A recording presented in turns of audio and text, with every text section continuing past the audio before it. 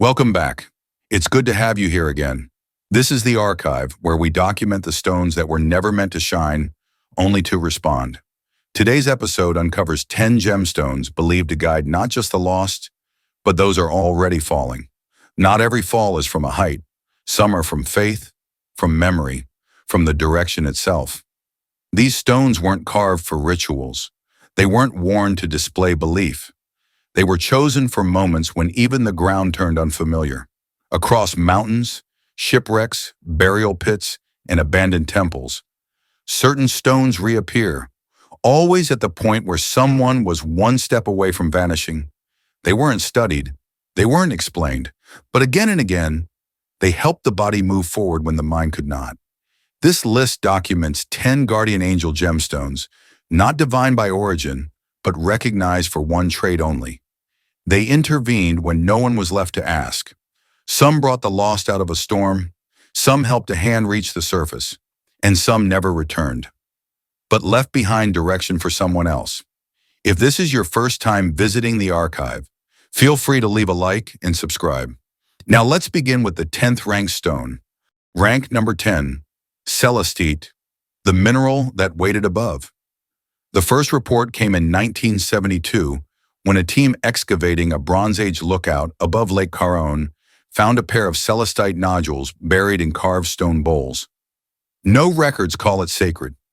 Celestite doesn't appear in ritual manuscripts, temple inventories, or apothecary lists. It isn't known to cure illness or ward off evil. It's fragile. It crumbles in the rain. It dissolves in time. And yet, it was deliberately placed on high ground again and again. Geologically, celestite is a sulfate of strontium, software translucent, blue-gray like distant sky. Its crystals form in sedimentary environments, often near salt flats or inland seas. To the eye, it's unremarkable. On the other hand, it's quick to shatter. There's no functional reason it should have been carried across the mountains. And yet, it was. From the Zagros to the Apennines, and across the high ridges of the coastal Levant, field researchers have uncovered caches of celestite placed above burial sites. Not inside the tombs, above them. Not aligned with the sun nor the stars, but with open land behind them, always facing away. No tools, no offerings, no human remains. Only a pattern. The crystal clusters pointed due west, toward a valley of unmarked terrain. Then in 1991, at a site overlooking ancient Soufatula in modern Tunisia, a similar cluster was found, this time beneath a stone tile, inscribed in Latin, non invenitur nisi per viam. It is not found, except by the way. Over the course of 2 decades, similar placements were discovered on elevated ridges from Anatolia to the edge of the Pyrenees. No trade records link these cultures. No known religion connects them. However, the practice is consistent. Celestite is always placed above the unreachable. Historians believe these stones served as directional anchors, not for the living, but for the missing. When a body could not be retrieved, when the dead fell far from home, when the terrain erased all sense of return, some left behind a reference point, a crystalline fix in the open air. Not a grave marker, not a prayer, but a last known heading. Today, celestite is sold as a decorative mineral, often marketed as calming or angelic. But long before the marketing, it may have served a deeper function, not to guide footsteps, but to keep the fallen from being forgotten by direction itself. Rank number 9, Dumortierite, the clarity carried through chaos. Unlike other guardian stones, Dumortierite did not glow. No directional shimmer, it was inert. But in regions where orientation depended not on stars, but on sustained cognition across heat stroke, thirst, or hallucination, that was precisely the point. It's often mistaken for lapis lazuli, but Dumortierite carries no royal symbolism, no stories of gods, no myths. Its history isn't preserved in temples, but in the margins, in desert maps with no legend, in field reports that note, mental steadiness retained. Dumortierite is an aluminum borosilicate mineral, typically deep blue or violet. Its name traces back to the French paleontologist Eugène Dumortier, but its relevance goes far beyond Europe. Specimens are found in the pockets of undocumented migrants. In excavation zones, it was once believed to be a featureless steppe, and repeatedly in burial sites far from any known village, with only a flask, a knife, and a single stone left behind. From North Africa to Inner Mongolia, Dumortierite appears not as a trade object, but as an anchor.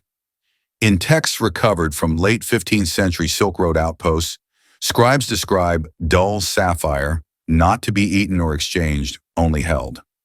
A Chinese footnote from the Yunnan borderlands refers to it as Zhuanjing Shi, the stone of focus. In 1908, a British military dispatch recorded that native guides crossing Algeria's Tenasroft carried no compass.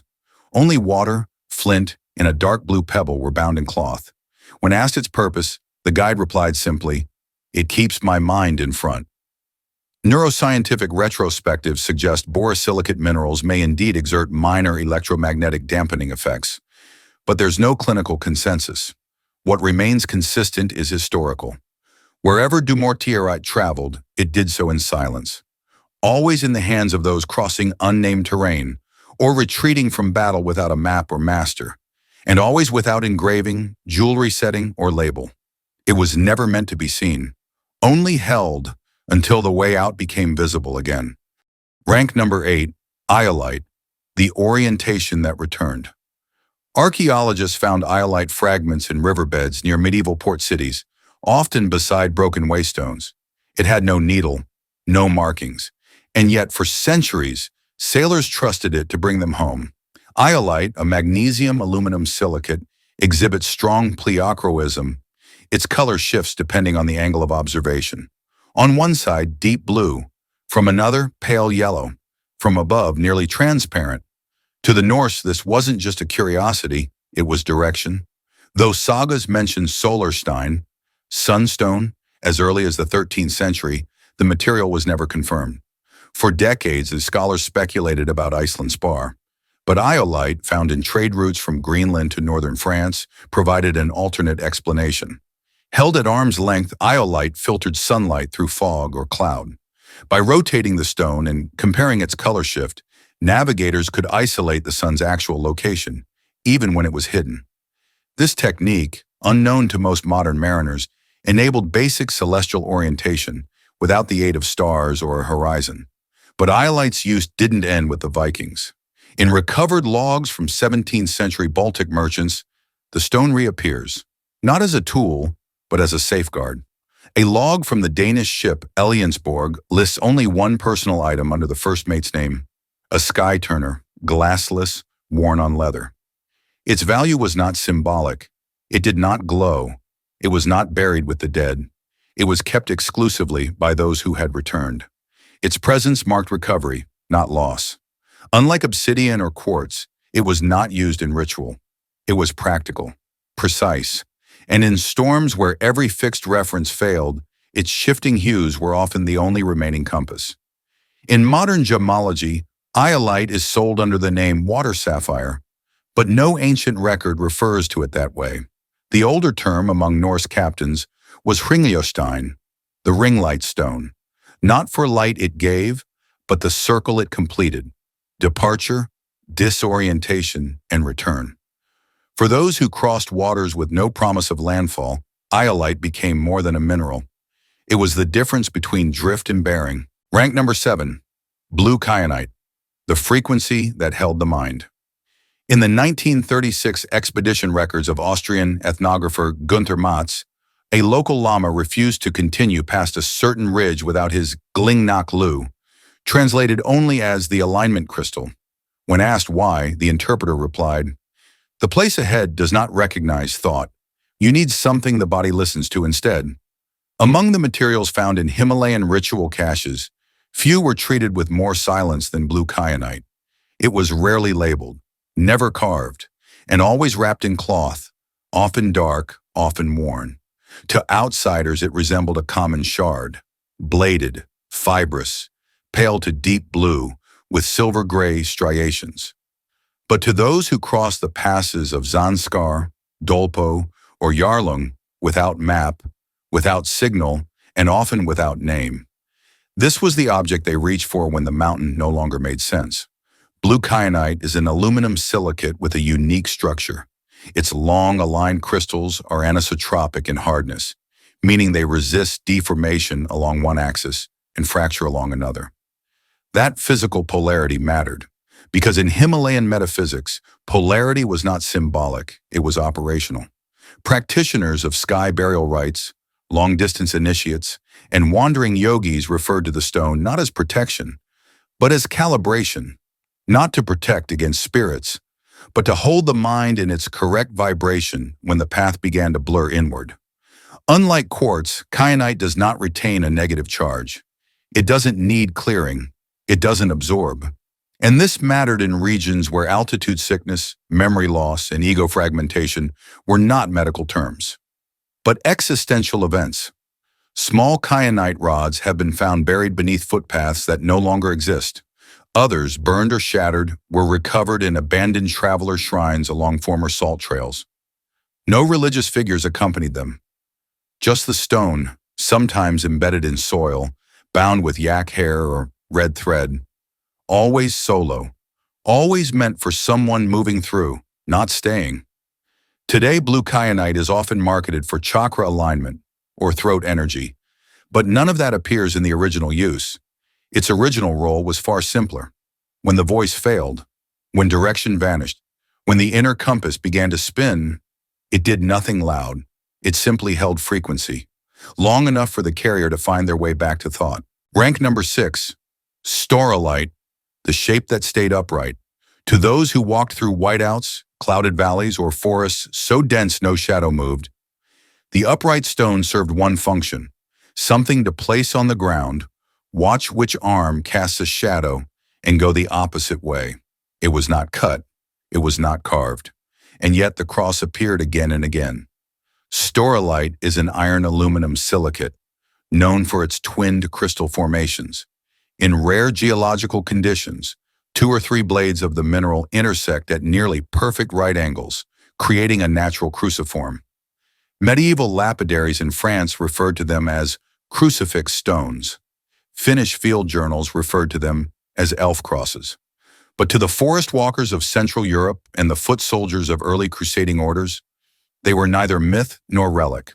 They were oriented, recovered from burial caches near old pilgrim paths and frontier watchposts. Staurolite was not stored with valuables, but with worn shoes, torn maps, and broken flasks. It wasn't worn around the neck. It was tied near the belt or hidden inside the boot, somewhere close to the ground, not the heart. In a surviving 1314 field inventory from the Order of Calatrava, one soldier's personal kit lists iron cruciform stone, unblessed, keep on crossing. No mention of prayer, no mention of saints, only instruction, keep moving. Later, during the early waves of Scandinavian emigration to North America, settlers carried staurolite through boreal forests where no trail system existed. In a weathered journal recovered from a collapsed homestead in Minnesota, the final readable entry reads, "The sun gives no help. The cross still turns east when placed upright." Geologists today know this to be a coincidence. Staurolite's orthorhombic symmetry means no consistent magnetic or solar alignment. But that's not how it was used, not because it pointed forward, but because it didn't follow. Across 4 centuries and 3 continents, staurolite shows up where direction was in doubt. But movement was required anyway. It was not a sign of faith. It was a rule of motion. One shape, 4 limbs, always upright. And in places where even the stars refused to show direction, that was enough. Rank number 5, Chrysocolla, the signal left behind. In 1892, an anthropologist named Claiborne noted that Yaqui scouts traveling at night sometimes carried blue sandstone wrapped in cactus fiber. They didn't wear it. They used it to scratch messages on rock or to leave pieces beneath Joshua trees in triangular patterns. No written alphabet, but the signal was understood. I went this way. I'm not dead yet. When voice failed, this was what remained. Chrysocolla, a hydrated copper silicate, forms in vibrant shades of blue and green. It crumbles easily, rarely forms crystals, and was never favored in royal regalia or high-value trade. But among desert trackers, Andean messengers, and river nomads, Chrysocolla wasn't worn for show. It was kept for sound. In southwestern Peru, stone fragments were found buried in reed packs alongside broken flutes and dried maize. In the Sonoran Desert, a collapsed Apache signal site held fragments of blue-green nodules, carefully arranged on white stone. And in cave dwellings across Chaco Canyon, Chrysocolla sat near the mouths of burial tunnels. Never on the body, always beside a path. These weren't altars. They were messages. Unlike obsidian, Chrysocolla doesn't cut. And unlike turquoise, it wasn't traded for beauty. But in cultures where direction depended not just on geography, but on whether someone knew you were missing, Chrysocolla was the first reply when a voice could not be heard. Among Quechua-speaking runners of the high Andes, a soft Chrysocolla stone left behind on trail bends meant, "Continue without me." 2 pieces stacked, "Return here." And in cases where someone was believed to have vanished into a river or canyon, 3 shards placed inside a gourd meant, "Body not found." These signals weren't universal, but their structure repeated. Chrysocolla wasn't sacred. It was chosen because it crumbled, because it contrasted with sand, because it held color when blood or water washed everything else away. Chrysocolla didn't point north. It didn't repel spirits. But when someone vanished across miles of nothing, this was the one stone the survivors searched for first, because the one who carried it had already written back. Rank number 4, Scolecite, the thread that refused to snap. In Kerala's early temple ruins, Scolecite was often buried beneath the foundation stone, unmarked. In Hellenistic records, fragments were stored inside clay vessels used in catabasis rituals, which involved guided descents into the depths of the psyche. The stone wasn't used for navigation. It wasn't used to signal rescue. It was used to maintain its integrity when the internal map collapsed. They didn't carry it to escape. They carried it to come back to themselves. Scolecite is a calcium aluminum silicate mineral in the zeolite family, delicate, fibrous, and easily fractured. To the naked eye, it appears almost like a fossilized thread, long white needles radiating from a single point. It doesn't command value. It crumbles in water. And yet for centuries it appeared, quietly, inside sanctuaries, meditation sites, and abandoned hermit shelters across India, Greece, and parts of the Levant. Not as an ornament, but as an anchor. Among early mystics and self-isolating priests, losing direction didn't mean being geographically lost. It meant becoming fragmented, forgetting what part of the mind still wanted to return. Scolecite, light and fragile, was held during silent rites when the ego had dissolved, when names, roles, and memories began to blur. A 4th century record from the Epidaurian healing sanctuary describes white string crystals placed in the hands of sleepers, meant to carry thought across thresholds. Modern analysis confirms Scolecite's structure channels along fibrous axes, resembling needle-like convergence. To ritual practitioners, this geometry wasn't aesthetic. It symbolized cohesion, the soul gathered into a single strand. And when individuals were believed to be spiraling through grief, collapse, or possession, Scolecite was not placed on the chest. It was placed beneath the spine, not to lift, but to hold. It broke often. And that was the point. If the stone shattered, the person had not yet returned. In a 12th century Himalayan manuscript on energy disorder, a final line reads, "When the thread inside no longer burns, place the bone white one. If it remains whole, they are not lost." In temples without maps and minds without anchors, Scolecite wasn't used to guide the feet. It was meant to remind the center where it used to be. Not a compass, not a light, just a thread. That didn't snap. Rank number 3, Pietersite, the Tempest Stone. First discovered in Namibia in the 1960s, Pietersite contains embedded fibers of Chrysocolla, giving it a churning, almost directional sheen. Under shifting light, it flickers, never steady, never fixed. But to those who have known sensory disorientation, seasickness, altitude panic, heat mirage, it offered something else. It pulsed when nothing else made sense. They didn't call it beautiful, they called it loud. Pietersite, a rare variety of brecciated chalcedony, appears fractured from within. Swirls of blue, gold, and rust seem to spin just under the surface, like a storm frozen mid-motion. Collectors compare it to tiger's eye, But sailors, pilots, and desert rangers who kept it never used the word gem.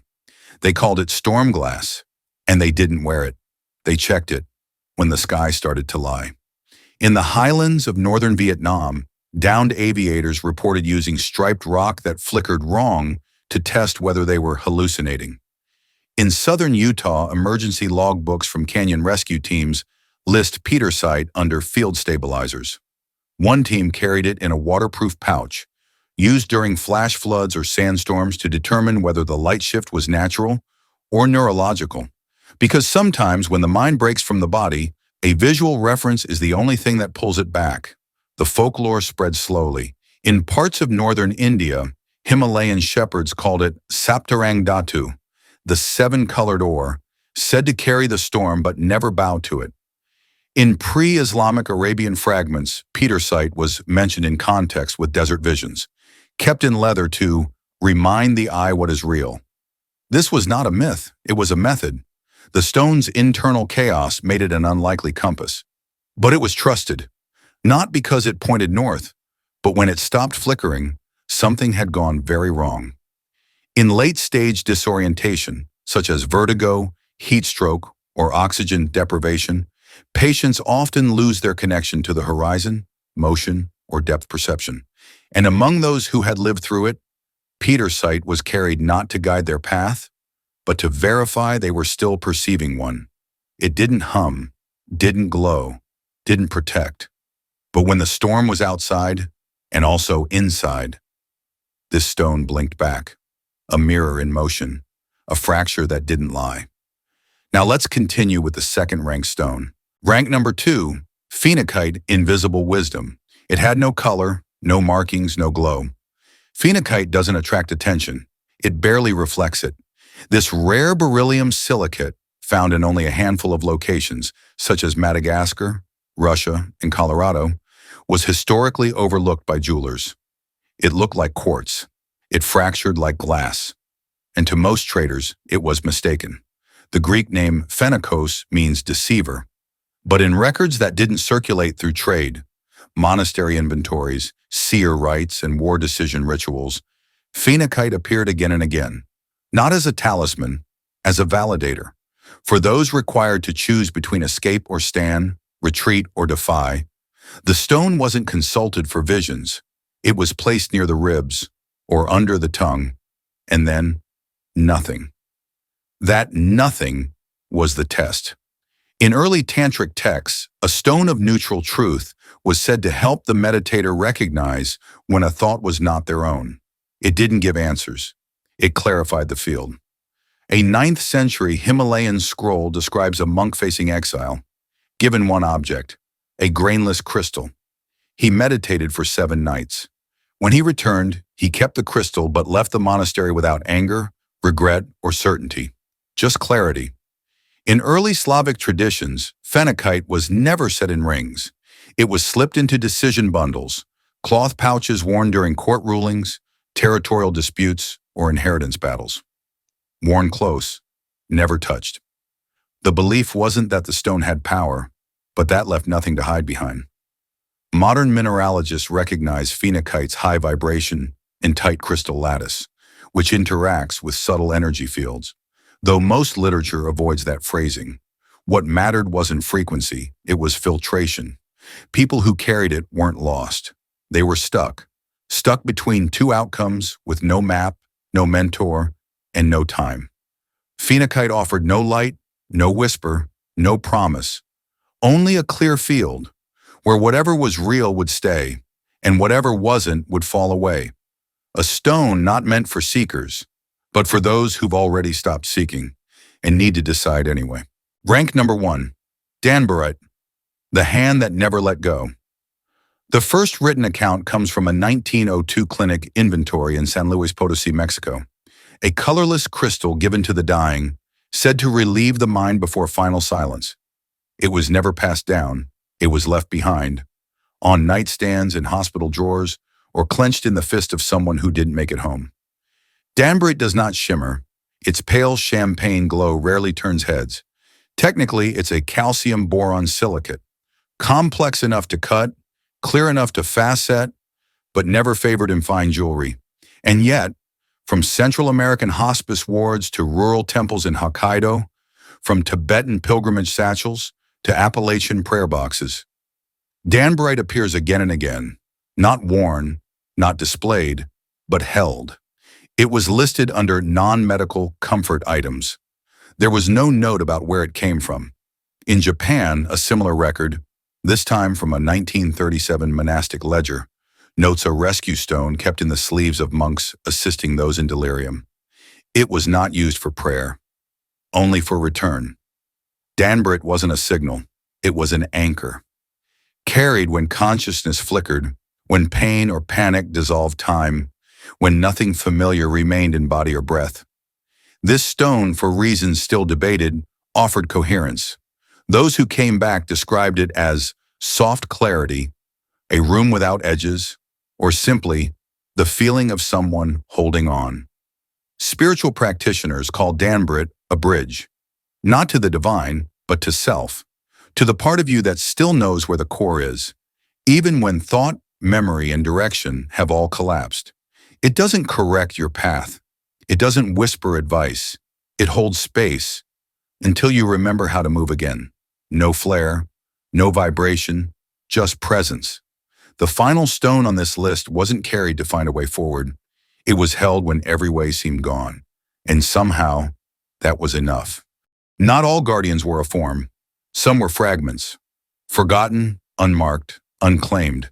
They asked for nothing, offered no guarantees, and yet, in the exact moment before surrender, they stayed. These weren't stones that charted a future. They held you still until you remembered there was one, in lifeboats, in frost-bitten satchels, in corners where no one was supposed to survive. They turned absence into presence, and that was enough. This archive remains open, so if the world ever folds inward again, you'll know where to look. Thank you for watching. We'll meet again. Next episode.